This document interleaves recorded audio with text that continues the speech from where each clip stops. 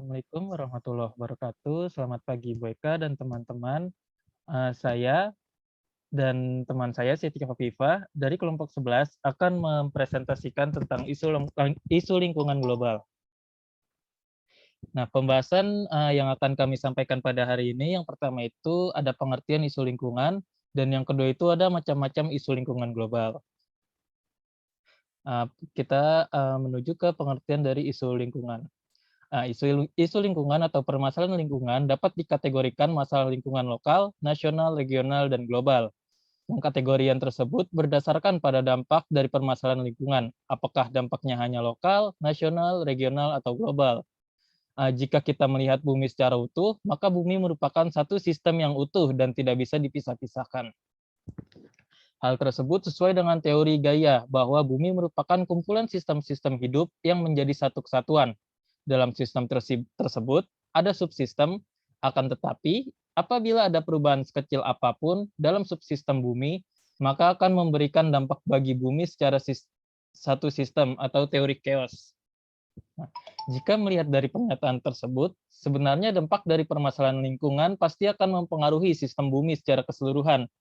Pada tugas ini, dampak yang dimaksud adalah dampak yang dapat terlihat langsung atau dirasakan secara langsung akibat permasalahan lingkungan terjadi.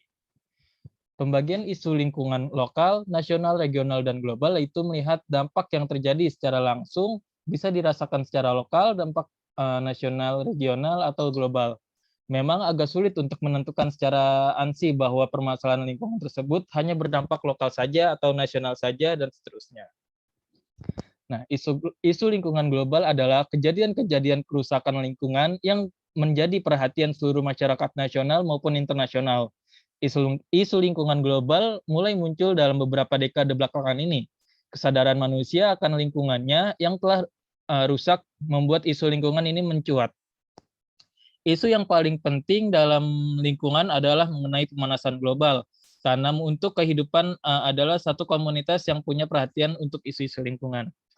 Nah, di sini ada macam-macam isu lingkungan global. Yang pertama itu pemanasan global, yang kedua ada efek rumah kaca, yang ketiga ada hujan asam, dan yang terakhir itu ada penipisan lapisan ozon. Nah, dimulai dari pemanasan global. Pemanasan global atau global warming adalah kenaikan suhu permukaan bumi yang disebabkan oleh peningkatan keluaran gas rumah kaca seperti karbon dioksida, metana, dinitroksida, yang menyebabkan lapisan ozon semakin menipis sehingga radiasi matahari semakin terasa di bumi.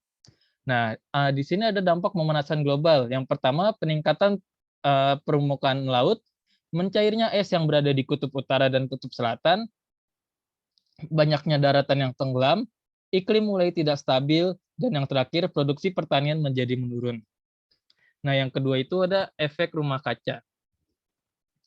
Efek rumah kaca disebabkan karena meningkatnya konsentrasi gas karbon dioksida atau CO2 dan gas-gas lainnya di atmosfer. Meningkatnya konsentrasi gas CO2 ini disebabkan oleh banyaknya pembakaran bahan bakar minyak, batu bara, dan bahan bakar organik lainnya yang melebihi kemampuan tumbuhan-tumbuhan dan laut untuk menyerapnya. Selain gas CO2, yang dapat menimbulkan efek rumah kaca adalah belerang dioksida, nitrogen monoksida atau NO, dan nitrogen dioksida atau NO2, serta beberapa senyawa organik seperti gas metana, klorofluorokarbon atau CFC, dan lain-lain. Nah, gas-gas tersebut memegang peranan penting dalam meningkatkan efek rumah kaca. Selanjutnya ada hujan asam yang akan dijelaskan oleh Siti Khofifah. Selanjutnya ada hujan asam. Slide selanjutnya.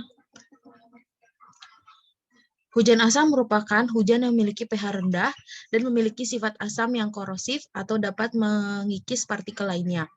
Nah, hujan asam juga biasa dikenal sebagai hujan yang mengandung endapan asam, yaitu kandungan sulfur atau SO2 dan nitrogen dioksida NOx yang terbawa udara kemudian menyebar pada atmosfer.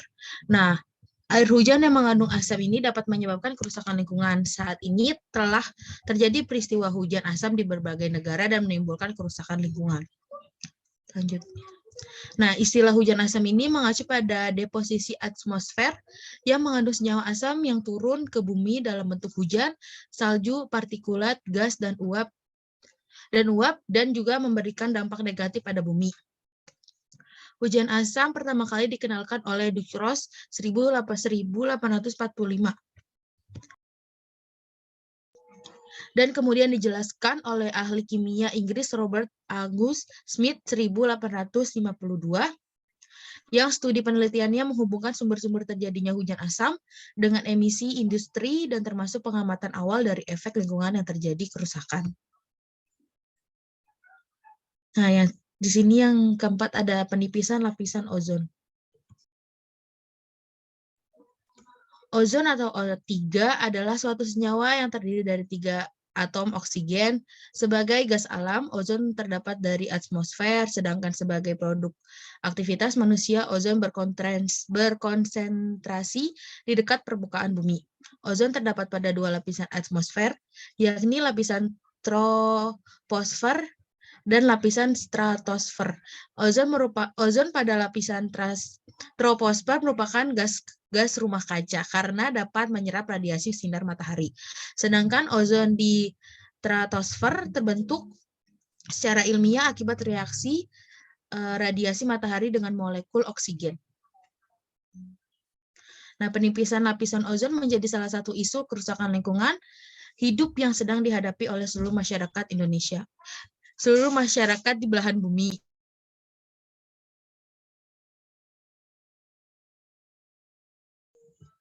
Penipisan lapisan ozon menjadi perhatian masyarakat internasional berawal sejak tahun 1970-an. Para ilmuwan sudah mencurigai bahwa lapisan ozon troposfer berada dalam bahaya. Nah, lapisan ozon berfungsi sebagai payung pelindung bumi dari radiasi sinar ultraviolet atau UV yang berbahaya karena sebagian sinar ini itu diserap olehnya.